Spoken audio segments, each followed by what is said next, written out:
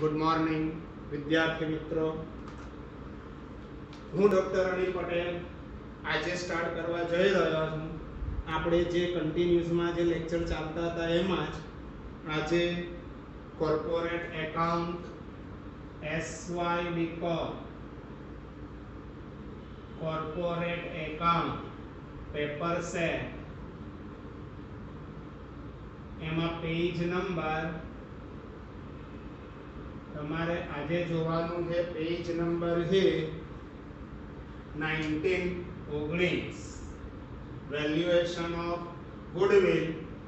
Question number છે question number 4A. આ question છે તમારો 6 માર્ક્સ નો ક્વેશ્ચન છે. ધ્યાન રાખજો. Question number 4A university paper set ની અંદર. Okay, Bhim Manufacturing Company Limited disclose the following financial position as on 31st March 16. તમને બેલેન્સ શીટ આપી છે. લાસ્ટમાં વાંચો શું લખેલું છે.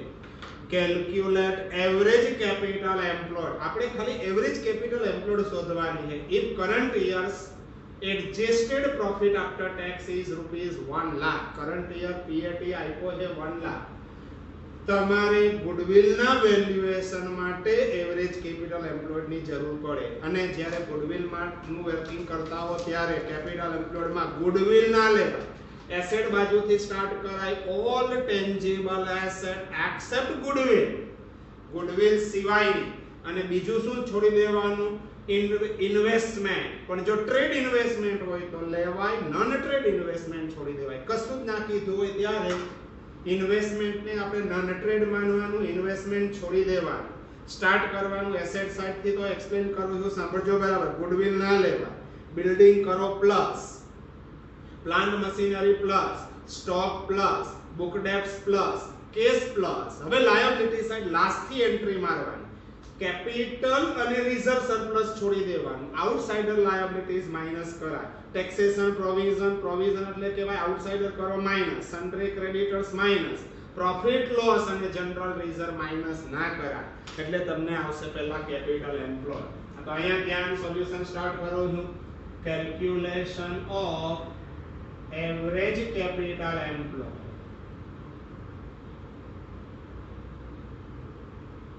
અહીંયા તો ધ્યાન રાખજો બરાબર. 6 માર્ક્સ નો એક્ઝામ્પલ છે. પછી જોડે બીજો એક્ઝામ્પલ બી છે. પછી આપણે સેકન્ડ ક્વેશ્ચન સ્ટાર્ટ કરીશું. એવરેજ કેપિટલ એમ્પ્લોયડ માટે આ રહ્યું ટેબલ. આ એમાઉન્ટ ઇન રૂપીસ. અહીંયા છે પર્ટિક્યુલર્સ. પહેલા કઈ એસેટ લેવાની સાંભળજો. જો લખું તે ટ્રેડિંગ એસેટ્સ. ટ્રેડિંગ એસેટ માં પહેલેથી લાઇનસર ગુડવિલ ના. તો પહેલું જ મને દેખાય બિલ્ડિંગ. એક બીજો પોઈન્ટ યાદ રાખો. કોઈ એસેટ ની નવી વેલ્યુ જો એડજસ્ટમેન્ટ માં આપી હોય તો નવી લેવાય, નવી ના આપી હોય તો જૂનીથી કામ ચલાવો. પહેલું છે બિલ્ડિંગ. એક બી એસેટ ની નવી વેલ્યુ નથી આપી. બિલ્ડિંગ મને દેખાય છે 350 350. બિલ્ડિંગ પછી શું દેખાય તમને? Plant and machinery. Plant and machinery મને દેખાય પ્લાન્ટ મશીનરી 180. ત્યાર પછી થર્ડ એસેટ છે stock at cost. Stock at cost જે બેલેન્સ શીટ માં હોય એ આપણે લખવાનું. સ્ટોક એટ કોસ્ટ કેટલો દેખાય? Stock at cost 230 230. ત્યાર પછી છે બુક ડેબ્ટ્સ. બુક ડેબ્ટ્સ એટલે ડેટર્સ. બુક ડેબ્ટ્સ આને કહેવાય ડેટર્સ. કસ્ટમર્સ જે પોતે 190 190. નેક્સ્ટ વન બુક ડેબ્ટ પછી કેશ એટ બેંક. એ પણ લેવાનું જે હોય તે કેશ એટ બેંક. બોલો જી કેશ એટ બેંક મને દેખાય 14,000 આનું ટોટલ કરાય. આનું નામ આપવાનું A. એમાંથી લેસ થાય third party liabilities, outsider liabilities. Outsiders liabilities. Third party liabilities. Outsider liabilities માં શું આવે? બે જ વસ્તુ મને દેખાય. સન્ડ્રી ક્રેડિટર્સ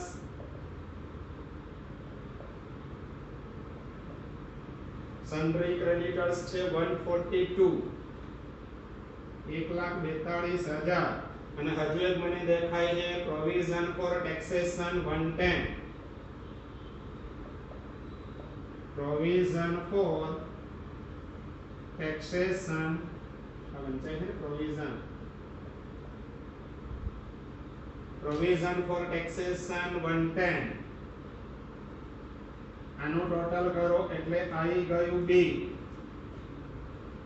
ધ્યાન રાખજો બરાબર આ તો ડાયરેક્ટ દેખાય છે ટોટલ 252 ઉપરના ટોટલ માં ત્યાં લેસ કરાય ઉપર 350 પ્લસ 180 પ્લસ 230 પ્લસ 190 પ્લસ 14,000 એટલે થશે 964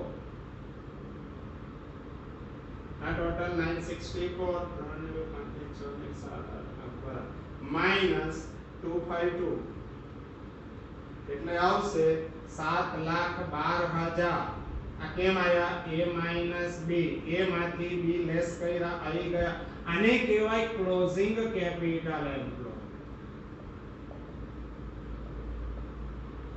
તમને કીધું છે average capital employ closing capital employed માંથી એવરેજ કેપિટલ એમ્પ્લોયડ શોધવા માટે 1/2 of current year PAT less કરવાનું તો આમાંથી લેસ કરો less 1/2 of current year PAT તો મને દેખાય છે 1/2 into current year profit after tax તમને એક્ઝામ્પલ માં આપેલો છે એ રહ્યો એડજસ્ટેડ PAT 1 લાખ 1 લાખ ના 1/2 એટલે અડધા 50,000 લેસ કરો 7,12,000 માંથી 50,000 કાઢી નાખો માઈનસ 50,000 એટલે આવશે 662 આને કહેવાય average capital employ average capital employ આ તમારો આન્સર આવી ગયો તમારો 6 માર્ક્સ નો એક્ઝામ્પલ અહીંયા પૂરો થયો બોલો કેટલી ખબર પડે આમાં આ ક્વેશ્ચન તમારો પૂરો થયો 4A હવે એમાં જ છે બીજો 4B તો અહીંથી સ્ટાર્ટ કરું છું સેમ પેજ આ જ ક્વેશ્ચન છે પેજ નંબર અહીંયા લખી દો again page number 19 question number 4B ધ્યાન રાખજો બરાબર हम तो आज उड़ाई आनी जगह लखी रही चलो ने 4A है ने आ રહ્યું 4B આ ક્વેશ્ચન તો તમારે જોઈ લેવાનું એક વખત જાતે બી કરજો હવે સેકન્ડ ક્વેશ્ચન શું છે એ देखिए ક્વેશ્ચન નંબર 4B ધ્યાન રાખજો બીજો ક્વેશ્ચન બી તમારા માટે ઇમ્પોર્ટન્ટ જ છે ચલો સેમ પેજ એમાં એક કરેક્શન છે ક્વેશ્ચન માં પેમ્પલેટ માં હાથમાં પેન રાખજો કરેક્શન કરજો net profit of Draupadi Limited after tax for the past 5 years were 2011-12 1,50,000 1,50,000 12-13 હવે માં કરેક્શન છે 1,59,375 76 નથી ત્યાં 75 હોય પછી 2013-14 172,500 અને ત્યાર પછી એક વર્ષ વચ્ચે રહી ગયું છે 14-15 ત્યાં વચ્ચે 14-15 નું 195 અને 15-16 નો આપ્યો છે 221-250 average trading capital employed in a business 16,25,000 market rate of interest on investment is 8% calculate goodwill on the basis of 5-year purchase of super profit use weighted average method લખેલું છે weighted average જ કરવાનું કીધું હોય simple average તો simple average કશું ના કીધું હોય તો દિમાગ ખોલવાનું રાઇઝિંગ ટ્રેન્ડ હોય તો weighted average અને સ્ટેબલ હોય તો સિમ્પલ એવરેજ બધાને આમ ફ્લક્ચ્યુએશન હોય તો બી simple average applying weight 1 to 5 respectively for calculating weighted average profit અહીંયા લખું છું calculation of goodwill પહેલું વર્કિંગ મારે શું આમાં